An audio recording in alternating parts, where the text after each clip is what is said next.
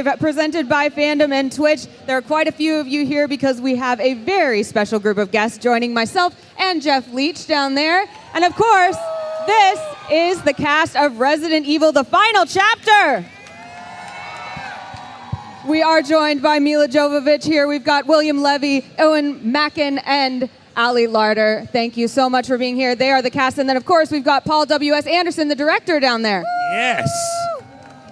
So glad to have you guys here. And I would love to hear from each of you a little bit, like a brief snippet about your character in the movie, who you're playing, and what you're excited to share with everyone. Sure. So this is the third time I've come back to reprise the role of Claire Redfield. And this was a really, exciting one to come back for because we got to go to Cape Town and Johannesburg in South Africa. Wow, cool. And where we pick up with Claire is that she was in a helicopter crash and she's found this group of survivors and she's kind of watching them who've tried to create a life for themselves. And she lets her guard down for 1 second. And you definitely cannot do that in a post-apocalyptic world. Definitely. So you'll have to see what happens. Ooh, good cliffhanger there. Violence and gore and death and scary stuff, right? That's what happens. Violence and gore and death and scary stuff. And then Alice destroys everything. Right. Listen, it's a Resident Evil movie. Nothing good can happen. It has to be bad. I mean, you're going to be destroying everything, but you've actually lost most of the powers in this film, haven't you, that you had prior to that? So this is a completely new challenge for the character of Alice. Well, definitely. She has had superpowers in the past, but now, in a twist of fate, she doesn't, and she has to deal with things just being a normal badass rather than being a superhero badass, which is hard. That's just the day-to-day life you lead, Mila. Is that right? Just being a normal badass, it's a challenge. It's a full-time job. I'll take it. Fantastic. Yeah. Well, Owen, how about you? Oh, sorry. So I play Doc, who's the leader of this gang of survivalists, I guess. There's a small disparate group of people still left in the world and everything else is destroyed. What are you laughing at me for? Right? And, going into the work he did. And then Doc and Claire have this little kind of thing going on because you got to have romance wherever there's death and chaos. And then we got a little thing going on, which is more violent rather than romantic. I feel like it's a rule of thumb that if you're going to have a leader of a group of survivalists, they have to be ruggedly handsome, bearded men. Is this true? Mm-hmm. Well, there's no razors, right? That's what it is. There's nothing There you go. to eat, It's just so hard. Right. And Rock hard abs. That's all you need out there. muscly. That's why the tough zombies for the don't want zombies. them. They can't. Not enough flesh on it. There you go. It's all sinew. It's just accuracy. Yeah, exactly. Bone marrow. They just suck the bone marrow. Oh, if I was part of your survivalist group, I'd be well out, mate. They'd be straight on those fat rolls. It'd be unbelievable. Hey, there's not much to eat, so there you go. Only zombies. Tell us a bit about your character. Who are you playing? My character's his name is Christian, and he's pretty. He's in the group of the survivors until Mila's character Alice comes in and then messes everything up. She messes everything up. Yeah, but you don't trust me at all. I don't trust her at all. I mean, she's an outsider. He's right. He shouldn't.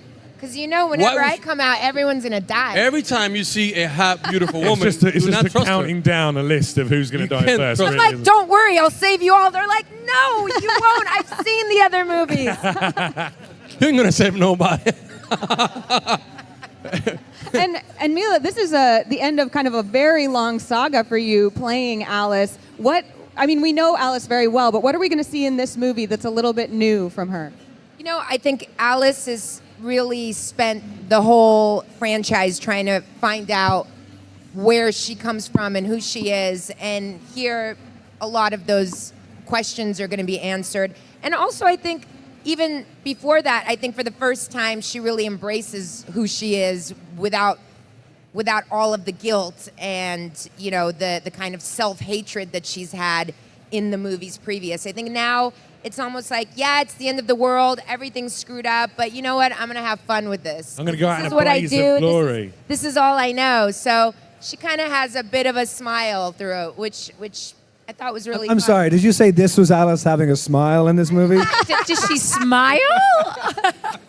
I mean, a few times she smiles. I thought I saw she a even bit of laughed More like once. Smiles when smirk. she cries.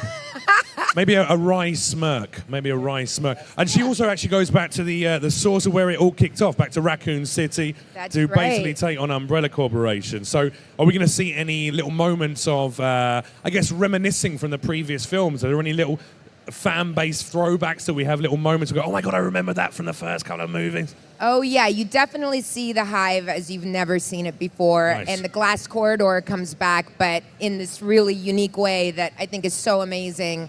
And when those lasers come out to chop me up, it's pretty rad what happens. What's it like keeping together this ragtag bunch of ridiculously handsome people on set? Were they nice to work with, or? Darling, please. I say all the right lines. They have to be disciplined, obviously. Yeah. So Over the knee they go. absolutely good spanking all round. But otherwise, Owen's little face lit up there when you Yeah. said that. Spanking Well, he all is round. British. There you go. There's nothing wrong with a good firm hand to the buttocks. Well, and I mean, this. Hey, whatever you gets you through the day, right? I mean, Speaking of keeping this ragtag crew together, we're here at Comic-Con, of course.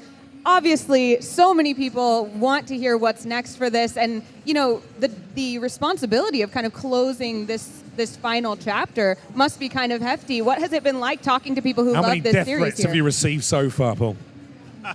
well, I mean, the pressure was immense to actually bring the franchise to a successful close, because after 6 movies, we really wanted to make the best one in the franchise, and I honestly feel like we've done that.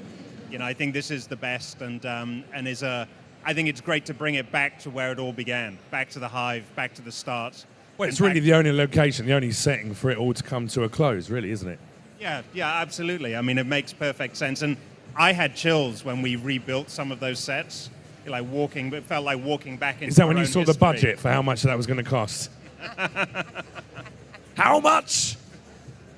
Yeah, so you had chills seeing the sets being rebuilt. And why? Was it a bit of a trip down memory lane as well for some of what's gone before? How heavily is this film going to be influenced by what has gone before stylistically? Because as a director, you want to put your own I mean, stamp. the whole like elevator where in the first movie we go down to the laser corridor was rebuilt exactly, and it was crazy to see like even the computer screens, which kind of look so old now, but we're cutting edge like 15 years ago, and now you're like, Well, we couldn't find embarrassing. we couldn't find any of those computers anymore because no one's Really? made them for a decade. So we actually had to build them. We had to laser Wow. cut computers. Yeah, they weren't even real. But they were 3D identical. printed, right? They are. Are they really? Wow. Well, you know, we're all definitely going to watch the movie and be very excited, but we always love to hear any behind the scenes, you know, things that may have happened on set or moments that were great to act for you guys. Were there any fun moments that you would pick out to share? I have to say, oh, sorry. No. No, me. I I have to say. Please, Mila, you have to say. Can I say something? Yeah. I mean, come on. She has to. She has to I'm say. joking. Come on. Go for it. I forgot what I was going to say. Okay, so anyway, So my favorite thing. I love the turbine sequence. That was awesome. I mean, that was incredible. And, you know, this tunnel that we were in, and this huge turbine starts spinning backwards and trying to suck us in, and we're having to, you know, climb away from it, but the wind is so strong, and then we suddenly start hanging in the And air. then Paul's screaming, "I'm going to throw more dirt on them, throw more stuff," and then he's just throwing stuff at you, and it's Oh just man, yeah. it was crazy. That was pretty good cool. times. And then they're Good getting times. sucked up in the air, and people are on wires, and Mila's hanging off wires and oh stuff. my and god! it But was- what about the dog sequence when we were running all night? He had us running for literally 10 hours a night, running. But it wasn't like we weren't running to get anywhere. No. Because you run, then you go do it again, and you kind of eventually go. I feel No, like. but a you know what? dog. It looks like we're always in a different place, but it was the same path, and we would run there and then back again, and there and then back, and from different angles. It looks like this really long road, but it was really just. I mean, you're whinging about Back it, but you and got forth. a month's worth of cardio in that night. Oh So my it's actually God. probably for the best. Feels like a madness. Don't sell us doesn't short. It was not one night. No. And what about when you're fighting 6 against the weeks. monsters in the film? How much of that is done CGI post production? How much of that have you got? No, people we in had to makeup, bring prosthetics? the monster in Right. from The real Tokyo. monster. From Tokyo. Well, I mean, Mila does some incredible action stuff as usual. William has this great sword fighting scene where he's like pretty badass, doing all cool stuff. The whole movie is just crazy stunts and you beating the crap out of people, I have right? to say, one of my favorite scenes is when I meet you guys for the first time, because that's like intense. And it's not like a big action scene, but it feels like it. It's just so crazy. And when I see you for the first time, Allie. I was about to say Claire. Claire, when I see you for the first time. Well, tell them about that. So that's when we were up in Johannesburg and we were shooting at the Ponte Towers, and it's 44 floors up, and it's a circular building that was completely empty down the center. And we were shooting at the very bottom of it, and it really did feel like a post-apocalyptic world there. And what happened is that the people that were living there didn't want us there anymore, and they started throwing things out the windows. What? And when we'd go to the bathroom, we'd have to wear helmets because they were worried that someone would get us. And then we had to stop early. It was like... Yeah, they it threw a was whole real. dining room set At us. down. Wow. From Yeah. like Nice. 45 Yeah. stories. I So think there's a making rawness. friends in South Africa then, left, right, and Well, centre. Right. No, I think that they were trying to be friendly. Yeah. Yeah, they were like, Like, that was you'd like- look better with this We love dining you plate here. over your heads. That's Just trying to get us into character, There right? you go. But Owen, I thought you were going to talk about your cool weapon that he had. Because Oh, everyone... that So- was awesome. Whoa, Yeah, whoa, whoa! so- It's a family show. Let's not That's- talk about his cool weapon online. Unfortunately, I have to wrap us up. We could talk all day. I would love to hear the story No, backstage. no, but- it's a nail gun. So I have this nail gun, right? And it sounds So really awesome. cool. In the movie, it looks awesome. But on set, everyone's got these guns and they're firing bullets. And, AK-47. you know, and everything's happening. What? And then I have to Nails go, in the head. and I'm going. And Paul's like, "Oh, and you don't have to make the noises. We got post-production. It's okay." Trying to get 2 fees. There we go. Great. We can't wait to see all of this in action. Thank you guys so much. Where else can you. people stay in touch with Thank you you. at New York Comic Con? Is there any panels or anything Yeah, let's they- see. And also, when's the dates of release? Let's tell the Exactly. fans when they can see it. January 27th. Yes. 2017. Nice. All right. We Nice. can't wait for Resident Evil, the final Thank you chapter. guys Let's give it up for the so cast. much. And guys, we'll be right back.